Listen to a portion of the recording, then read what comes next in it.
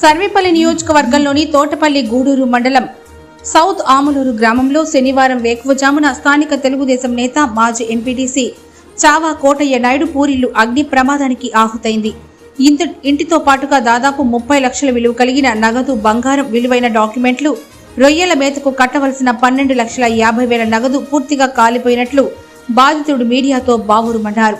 వినాయక ఊరేగింపు సందర్భంగా బాణసంచ ఎగిరి ఇంటిపై పడ్డంతో ఈ ప్రమాదం చోటు చేసుకున్నట్లు బాధితులు తెలిపారు. గ్రామస్తులందరూ మంటలు ఆర్పేందుకు ప్రయత్నించినప్పటికీ వీలు కాలేదని కోటయ్య నాయుడు తెలిపారు. ఈ విషయం తెలుసుకున్న సర్వేపల్లి శాసనసభ్యులు సోమిరెడ్డి చంద్రమోహన్ రెడ్డి బాధిత కుటుంబాన్ని పరామర్శించారు. ఇల్లు కాలిపోవడానికి గల కారణాలను అడిగి తెలుసుకున్నారు. సోమిరెడ్డితో పాటు రాష్ట్ర టీడీపీ కార్యదర్శి బొమ్మి సురేంద్ర, గుడ్లూరు వెంకయ్య నాయుడు, మల్లికార్జున నాయుడు స్థానిక నేతలు ఉన్నారు.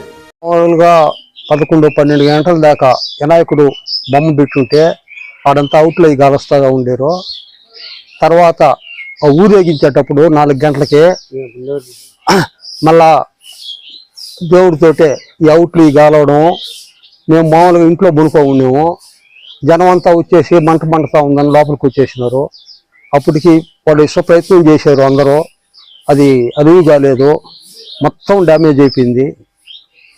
ఒక్క నా గట్టుకో ఉన్న లుంగి తప్పక ఇంకేమి లేకుండా మొత్తం ఇదైపోయినాయి. పోతే ఆ క్యాష్ మొన్న రొయ్యలు పట్టుంటే ఫీడ్ వాళ్ళకి డబ్బులు కావాలనంటే క్యాష్ అది 12,20,000 నేను శుక్రవారం నిన్న ఇలేదు, ఈరోజు రమ్మన్నాము. అది ఏం లేకుండా పోయింది. ఒక 22 సవర్లు బంగారు ఉండింది.